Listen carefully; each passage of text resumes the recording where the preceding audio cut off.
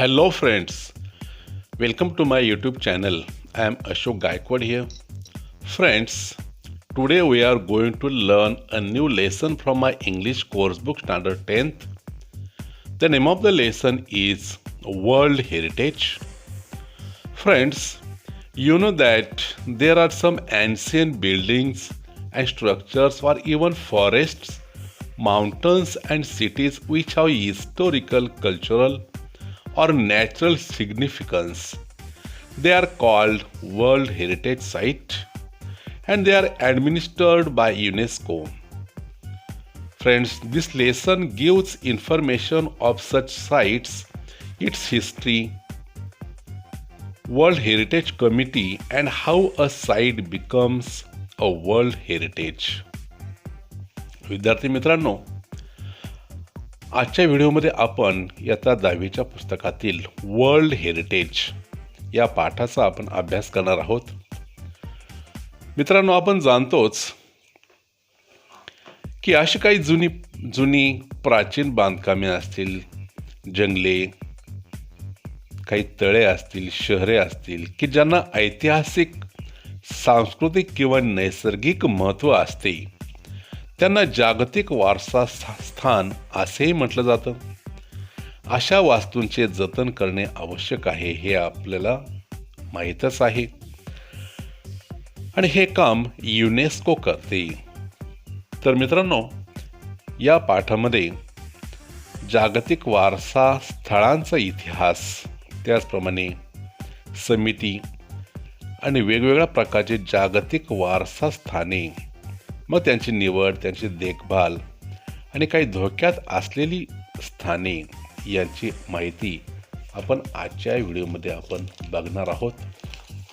Friends, before starting today's video, please subscribe my channel and don't forget to press bell icon. Let's start. World Heritage. A World Heritage Site is a site determined by the United Nations Educational, Scientific and Cultural Organizations, UNESCO, to have significant cultural or natural importance to humanity. As such, the sites are protected and maintained by the International World Heritage Program, which is administered by the UNESCO World Heritage Committee. Because World Heritage sites are places that are significant culturally and naturally, they vary in type and include forests, lakes, monuments, buildings, and cities. विद्यार्थी मित्रांनो, world heritage या पाठाला आपण सुरुवात करतोय. तर ही जी जागतिक वारसा स्थळ आहेत, हे मानव जातीच्या दृष्टीने सांस्कृतिक किंवा नैसर्गिक विशेष महत्त्व असणारे आणि युनेस्कोद्वारे निर्धारित केलेले ऐतिहासिक असे स्थळ असते आणि त्यामुळे अशी स्थळे संरक्षित केलेली असतात आणि आंतरराष्ट्रीय जागतिक वारसा कार्यक्रमाच्या अंतर्गत आणि युनेस्कोच्या जागतिक वारसा समितीतर्फे यांची देखरेख केली जाते. सांस्कृतिक आणि नैसर्गिक दृष्टिकोनातून लक्षणीय असणाऱ्या ठिकाणांचा जागतिक वारसा स्थळामध्ये समावेश होत असल्याने त्यांच्या प्रकारात विविधता विविधता आढळून येते. म्हणून यामध्ये अरण्य असतील, सरोवरे, मॉन्युमेंट्स स्मारके, इमारती आणि अनेक शहरांचा देखील समावेश होतो. Some new words. Determine means ठरविणे. ह्युमॅनिटी मानवता. ॲडमिनिस्टर्ड मीन्स प्रशासित करणे. व्हेरी मीन्स बदल. मॉन्युमेंट्स स्मारके. Next paragraph.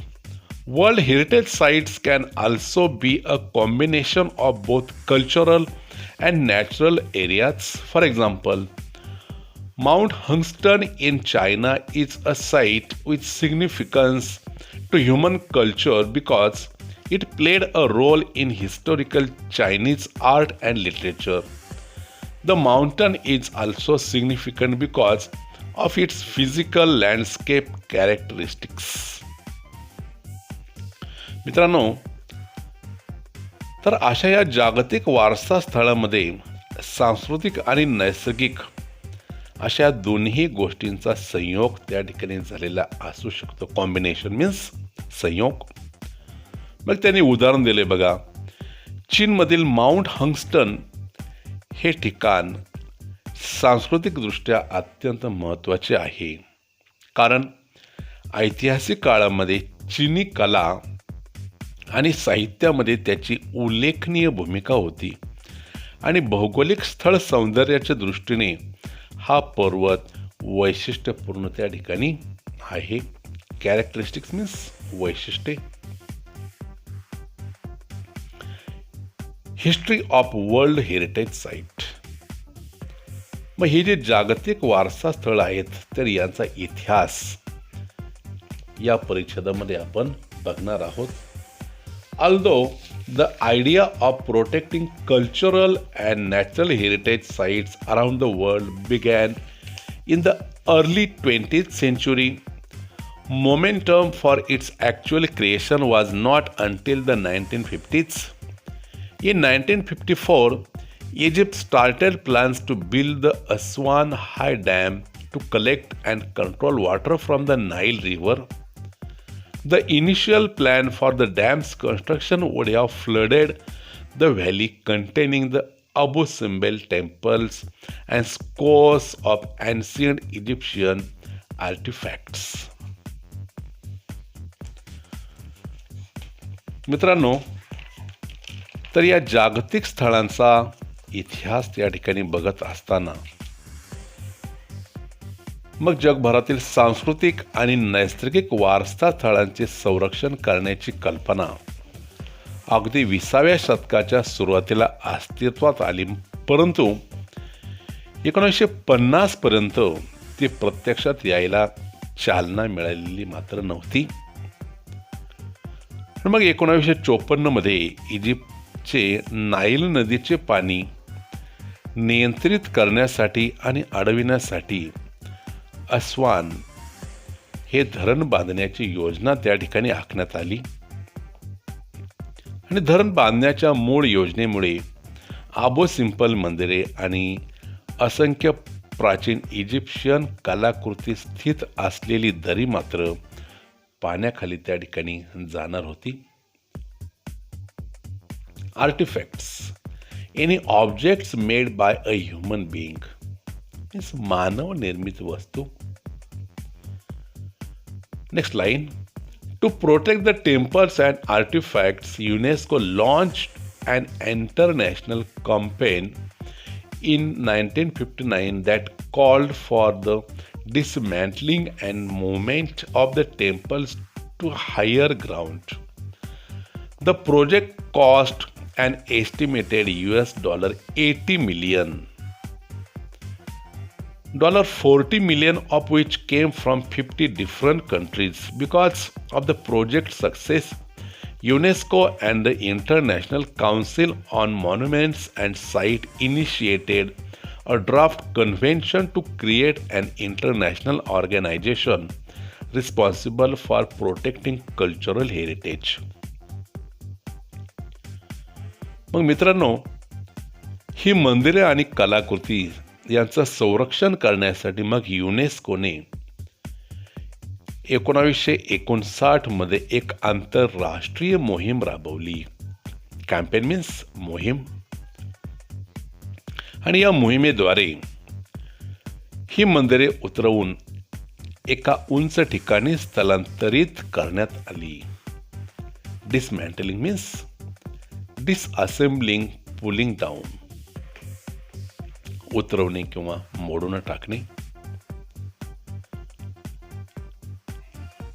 आणि ही मंदिरं एका उंच ठिकाणी मग स्थलांतरित करण्यात आली आणि या प्रकल्पाचा अंदाजे खर्च हा 40 मिलियन अमेरिकन डॉलर्स इतका झाला आणि ज्यामधील 40 मिलियन डॉलर्स 50 वेगवेगळ्या देशांकडून त्या ठिकाणी जमा झाले.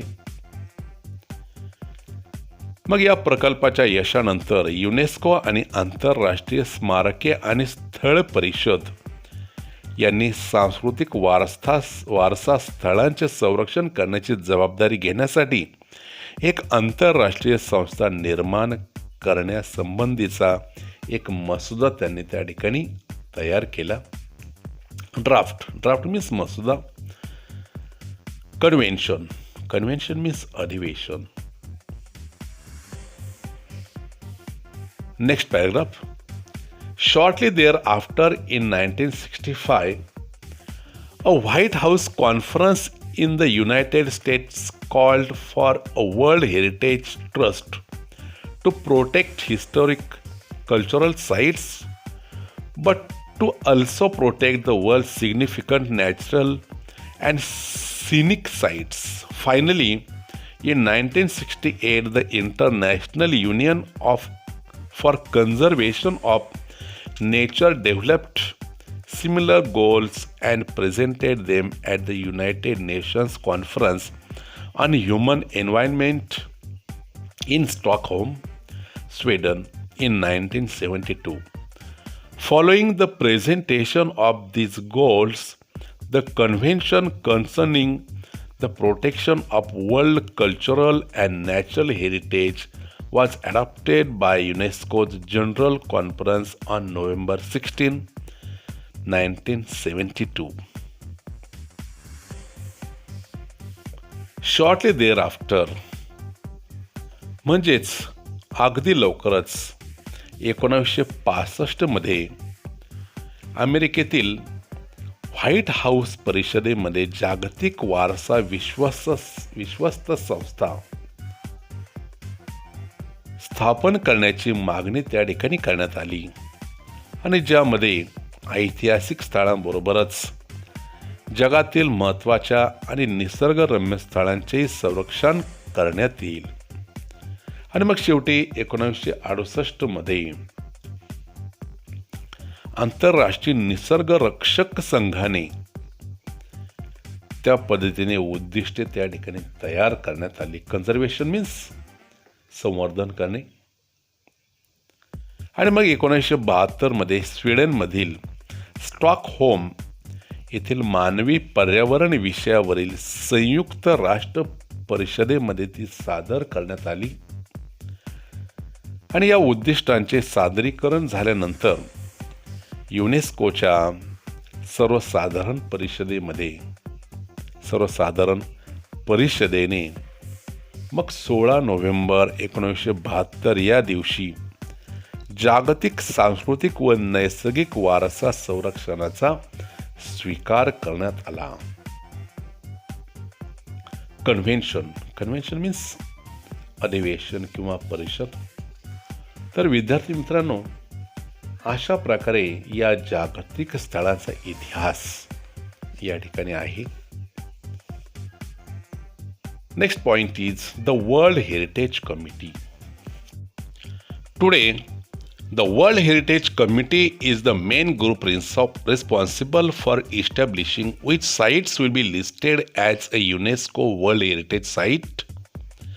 The committee meets once a year and consists of representatives from 21 state parties that are elected for 6-year terms by the World Heritage Center General Assembly.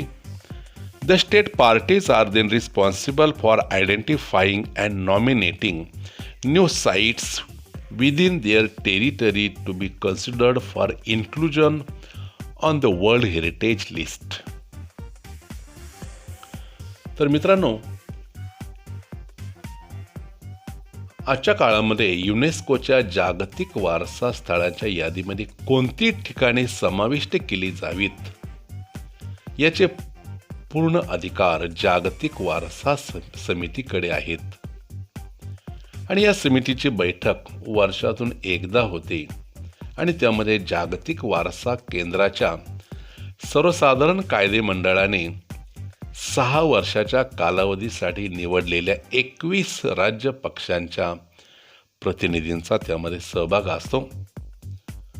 मग आपल्या प्रदेशातील नवीन स्थळे शोधून त्यांचा जागतिक वारसा यादीमध्ये समाविष्ट करण्यासाठी विचार केला जावा, यासाठी नॉमिनेशन मीन्स नामांकन. मग यासाठी नामांकन करण्याची जबाबदारी या राज्य पक्षांची असते. तर अशा प्रकारे या जागतिक वारसा समितीचं कार्य आपण या ठिकाणी बघितलं. रिस्पॉन्सिबल मीन्स अधिकार असणे, स्टेट पार्टीज राज्य पक्ष, जनरल असेंब्ली सर्वसाधारण कायदे मंडळ, टेरिटरी मीन्स प्रदेश. विद्यार्थी मित्रांनो, या पाठाचा उर्वरित भाग आपण पुढील व्हिडिओमध्ये बघणार आहोत. Friends, thank you for watching my video. Thank you very much.